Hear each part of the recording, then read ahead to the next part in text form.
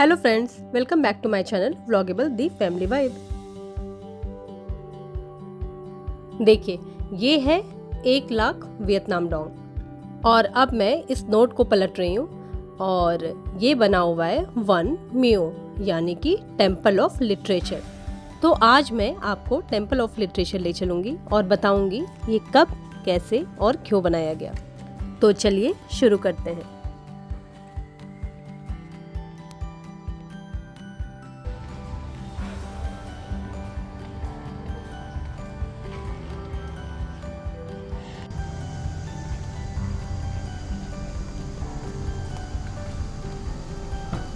Thank you.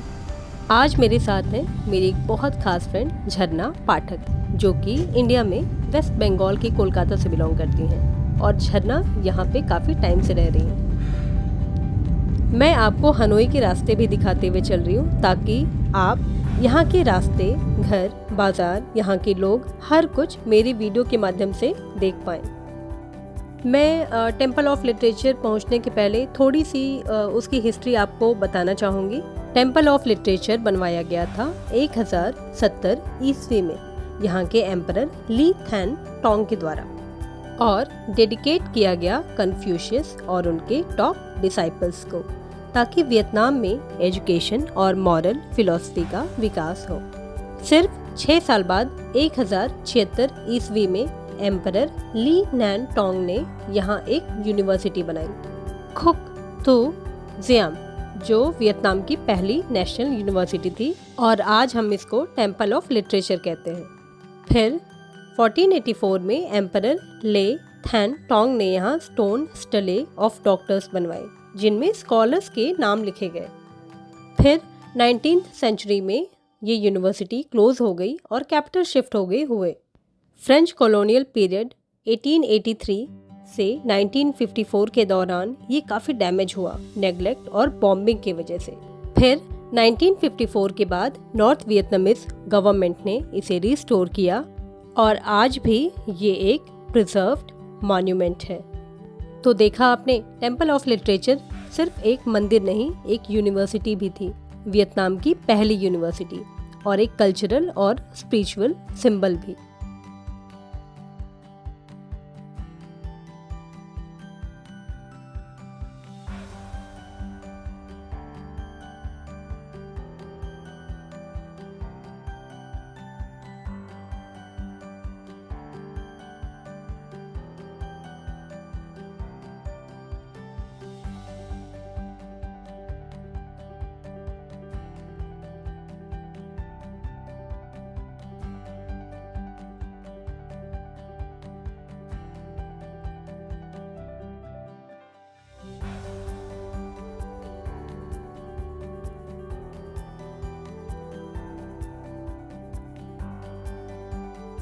अभी हम पहुंच चुके हैं टेम्पल ऑफ लिटरेचर। ये डोंगदा में लोकेटेड है, जो कि ओल्ड क्वार्टर के ही पास है, होंगकेम लेक से बस 3 किलोमीटर दूर।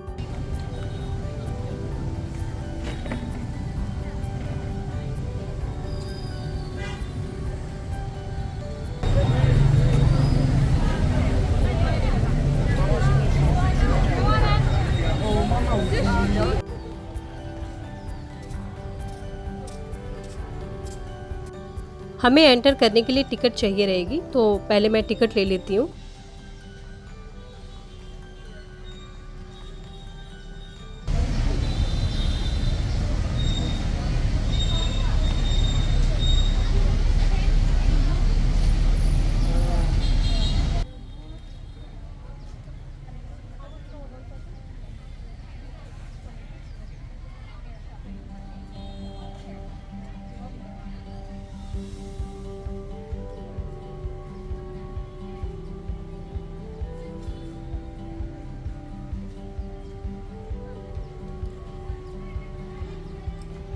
पर पर्सन टिकट है 70,000 VND, यानी कि अपने इंडियन करेंसी के 230 रुपये।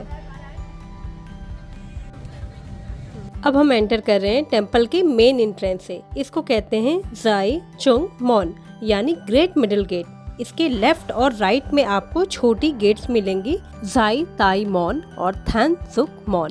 ये 3 गेट्स एक एक कन्फ्यूशन वर्चूज को रिप्रेजेंट करते हैं, टैलेंट, वर्चू और राइटसनेस।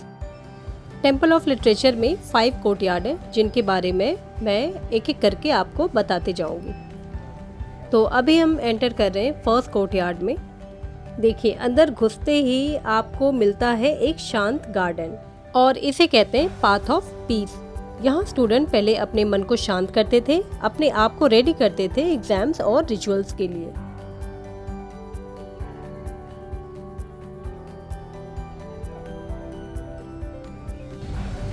अब हम एंटर कर रहे हैं सेकंड कोर्टयार्ड में। देखिए कितना सुंदर है सेकंड कोर्टयार्ड, और यहाँ एक लोटस पॉन्ड भी है जिसे कहते हैं वेल ऑफ हेवनली क्लैरिटी। ये एक क्लियर माइंड और विजडम का सिंबल भी है, जैसे कि कन्फ्यूशियन फिलॉसफी में बताया गया है। उस टाइम के स्टूडेंट्स यहाँ बैठकर रिफ्लेक्शंस और प्रेयर करते थे।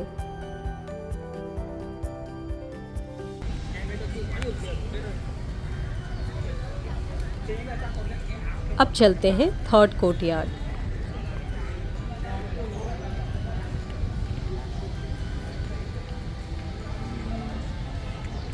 तो अब हम आ चुके हैं थर्ड कोर्टयार्ड में, जो कि बहुत ही खास है और इसे कहते हैं स्टेले ऑफ डॉक्टर्स।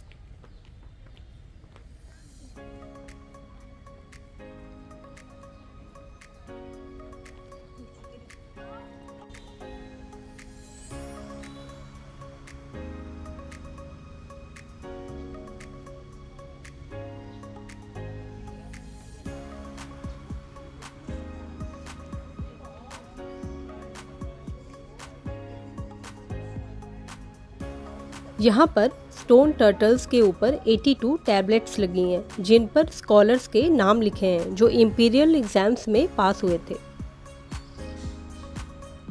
ये जो टैबलेट्स हैं ये बनवाए गए हैं 1484 में, और आखिरी जो एग्ज़ाम के नाम यहाँ पे लिखे गए हैं वो लिखे गए हैं 1779 में।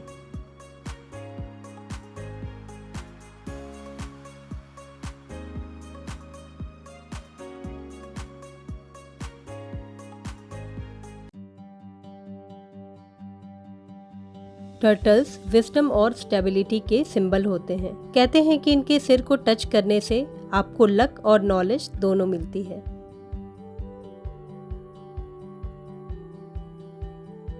अब हम एंटर कर रहे हैं फोर्थ कोर्टयार्ड में, और ये जगह टेम्पल ऑफ लिटरेचर की सबसे इम्पॉर्टेंट जगह है क्योंकि इसमें है कन्फ्यूशियस का मंदिर। इस कोर्टयार्ड में तो बहुत भीड़ थी और यहाँ ज़्यादातर स्टूडेंट ही थे। आप लोगों में से अगर कोई ऐसा है जिसको कन्फ्यूशियस के बारे में ना पता हो तो मैं जानकारी के लिए आपको बता दूं कि कन्फ्यूशियस एक महान चाइनीज़ फिलोसोफर थे जो एजुकेशन और मोरालिटी के फादर माने जाते थे।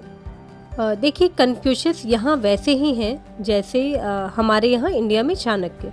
दोनों ही फिलोसोफर थे और दोनों ही टीचर थे। दोनों ही का फोकस आध्यात्मिक मोक्ष पर कम और सामाजिक राजनीतिक नैतिकता पर ज़्यादा था।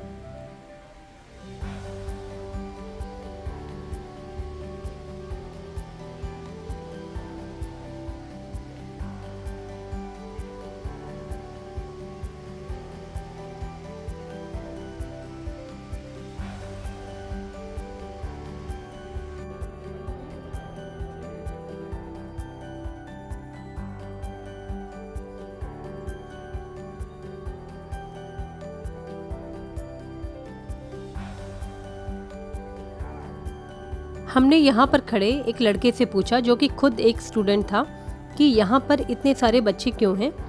तो उसने हमें बताया कि एग्ज़ाम के टाइम बच्चे आते हैं, स्टूडेंट्स आते हैं यहाँ पे कन्फ्यूशियस की मूर्ति के सामने, यहाँ पर रखे हुए ऑफरिंग को चढ़ाते हैं, अगरबत्तियाँ दिखाते हैं और खुद के लिए दुआएं मांगते हैं। đây là kiểu mọi người sẽ viết những cái số để mà ước thi tốt, thi đỗ kỳ thi trung học phổ thông quốc gia, cho nên là mọi người đến để cúng lễ để vượt qua những cái kỳ thi đấy một cách.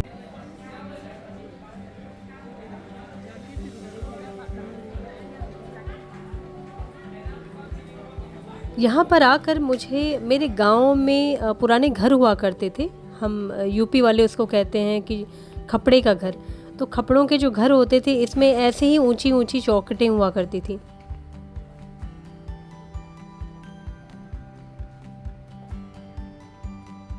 और अंदर जाके आप देखेंगे कि एक बड़ा alter है और कन्फ्यूशियस की उस पर मूर्ति रखी गई है। देखिए, कन्फ्यूशियस की मूर्ति के अलावा यहाँ पर उनके 4 डिसाइपल्स की मूर्तियाँ भी हैं। कन्फ्यूशियस के लेफ्ट में 2 मूर्ति हैं और राइट में 2 मूर्ति हैं।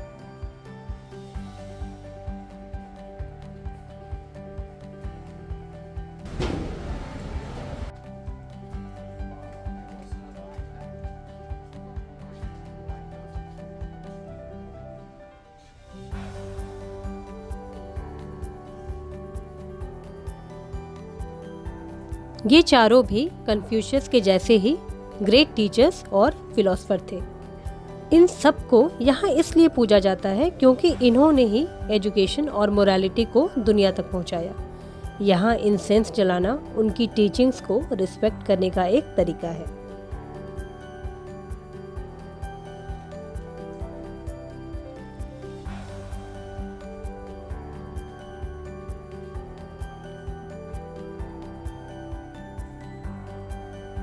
इस चौखट को देखिए कितनी ऊंची बनाई गई है। मुझे तो सच में गांव के जो घर हुआ करते थे पहले वो याद आ रहे हैं अभी। बिल्कुल ऐसी ही चौखटें हुआ करती थी, ऊंची ऊंची सी।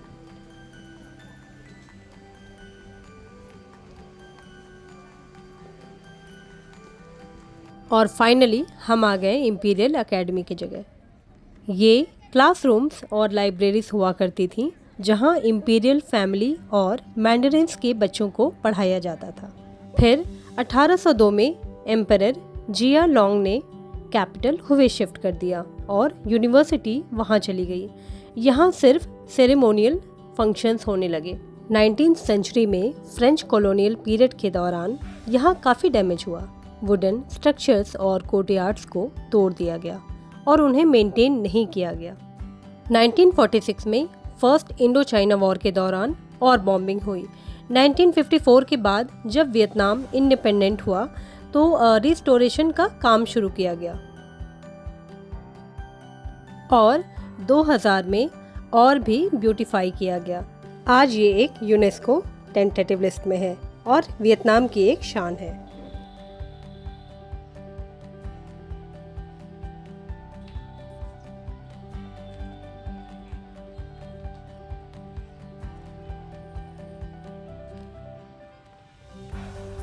यहाँ एक सुवेनियर शॉप भी है जहाँ आप ट्रेडिशनल वियतनामीज कैलीग्राफी ले सकते हैं। आपका नाम चाइनीज कैरेक्टर में लिखवा सकते हैं एक ब्यूटीफुल मेमोरी के लिए।